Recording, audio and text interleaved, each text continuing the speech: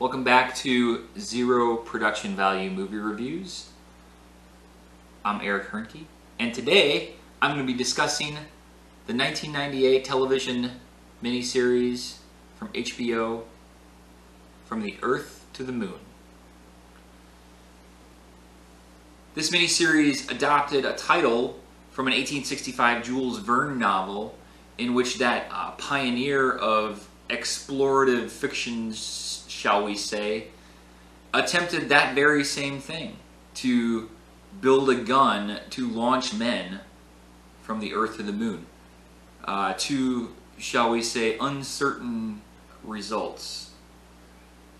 In 1998, HBO put out this 12-part miniseries dramatizing America's Apollo space mission program, which was NASA's attempt and our country's attempt to use rockets to send men from the Earth to the Moon. In 1995, Tom Hanks starred in the now classic Apollo 13, directed by Ron Howard, chronicling that doomed mission following the Apollo 11 successful landing on the moon. We all know how that turned out now, but that experience must have given Tom Hanks somewhat of the bug of this Apollo space mission program, because 3 years later he would help produce this TV miniseries for HBO. He would introduce all the first 11. He would actually have a starring role, or not a star, a bit part in the last episode. So this film sets up very chronologically. This TV series sets up very chronologically. Starts in 1969 with Kennedy's famous speech, where he basically states, "We are going to go to the moon and do the other things, not because they are easy, but because they are hard." And in his speech, he basically says, by the end of the decade, and everybody from Congress to NASA to the subsequent presidents, especially after Kennedy died, kind of took this as one of their overwhelming goals, was to see this done by the end of the 1960s. And let me tell you, NASA was feeling the pressure, and they didn't really know if they could do it when they started out. It seemed like a long time to start with, but that window seemed to shrink very quickly. And it goes from that fateful speech in 1969 to the last episode where men left the moon. They journeyed to the moon in Apollo 17, and the final astronauts left at that time. And to date, no person has ever returned to the surface of the moon. This miniseries portrays the space race at that time in all of its complexity. I mean, they were developing science as they went, from the rockets to the lunar module. But make no mistake about it, while this was a race for science and exploration and research, for the people who did it, the scientists, the astronauts are by their nature pilots, so they're test pilots, so they're getting to test basically new forms of aircraft, which is in their wheelhouse. But like I said, make no mistake about it, what really drove a lot of the results and a lot of the way we did things was the race to beat the Russians. And this entire story sets up so interestingly. Like, if they wrote it as a movie, I don't think they would have written it as interesting as it actually happened, because it seemed like on every step Russia was beating us, right up until the point we got to where we could land on the moon. So it was amazing to see it all played out, and that was really the primary concern as the Cold War was really starting to heat up, as the 60s wore on and Vietnam was drawing to a close. So as we know,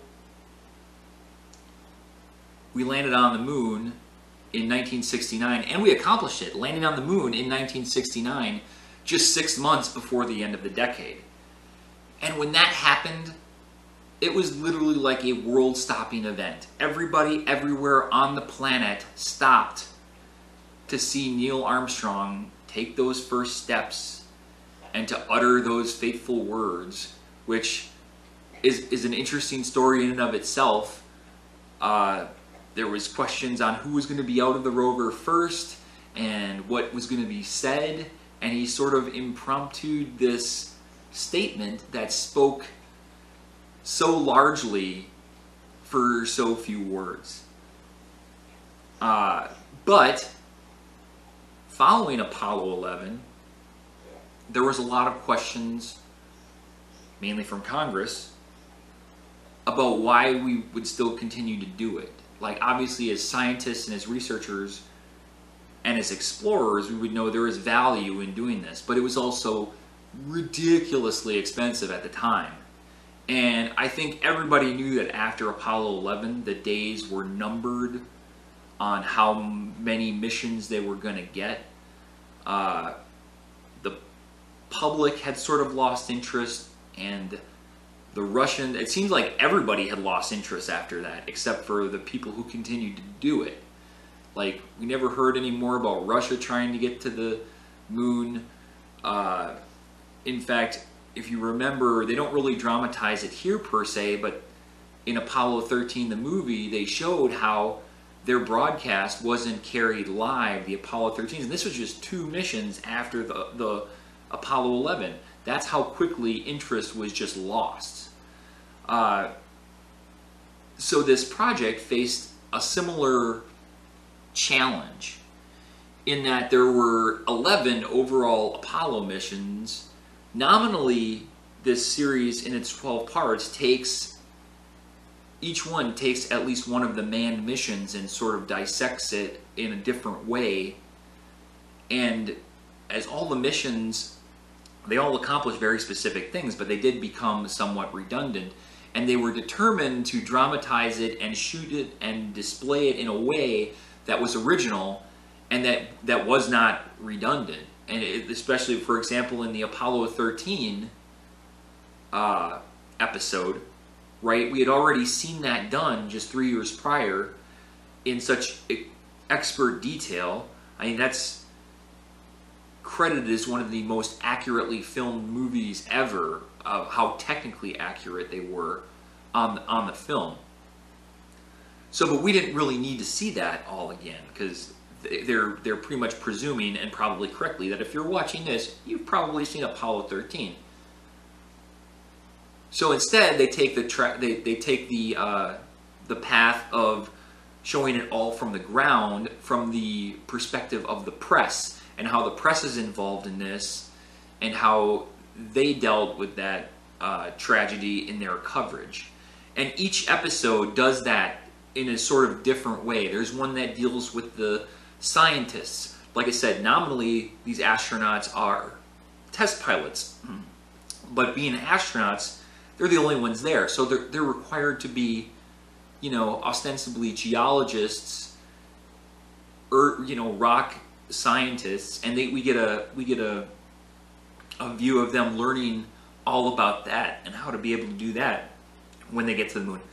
There's an episode that deals with the engineers and how they were working on the lunar module. There's an episode that deals with the tragedy after the Apollo 1 fire that killed 3 astronauts, which is interesting to note that in the entirety of the Apollo space missions, the only astronauts that were actually killed were 3 that were on the pad. And in the extremely dangerous journeys back and forth, nobody ever died in space or in a spacecraft in those missions. There's a episode that deals with it from the wives' perspectives, and then there's an exquisite little ending on the final episode where it's told in a sort of documentary style, but then also interspersed, and this is where Tom Hanks has a role, of going back to the early 1900s and one of the first films ever made, and it shows you George Millet doing La Voyage dans la Lune, or A Trip to the Moon, which is one of the first really narrative films ever produced. There, you know, at that time there had been films about, you know, the movies, quote unquote, at that time were just like people taking pictures of like a horse walking or a train coming into the station. This was one of the first that actually had a narrative structure, and it seems like a brilliant way, and it just sort of happened that his narrative topic was this trip to the moon. So it works so well as a capstone to this HBO series, as well as expressing interest in this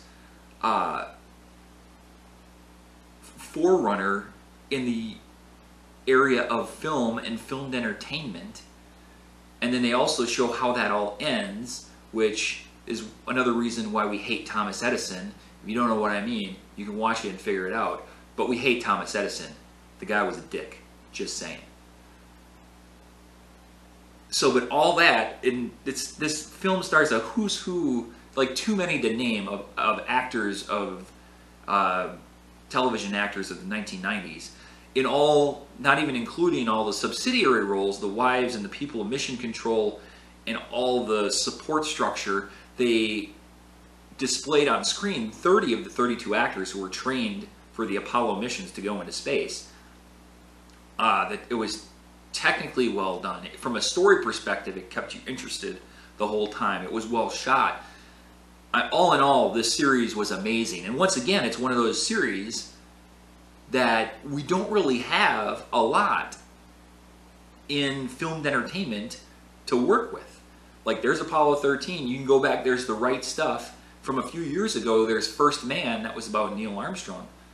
But there, you know, there's really a lack of content there, and this really fills that void, like, almost completely. It's really about the only thing that you need. I mean, other stories can be fleshed out in their various ways, and The Right Stuff is awesome. I mean, that's from Mercury, and that's before, and then Apollo 13 obviously does what it does, but this stands as a testament to our Apollo mission program. And if you have any interest in our exploration of space and those Apollo missions, I urge you to watch this. I feel like this has somehow kind of lost its way in recent years. Like, in the slew of content that we got, it's kind of like under the radar. But you should seek this out if you have any interest and watch it. I loved it. I thought it was great, and it's the first time I had seen it. So I'm going to give HBO's 1998 television miniseries From the Earth to the Moon an A. I love you. I appreciate you. Thanks for watching my review. I enjoyed making it. As always, I am Eric Hoernke, rhymes with turnkey. Like, subscribe, ring the bell. As always, this has been a production of Zero Value.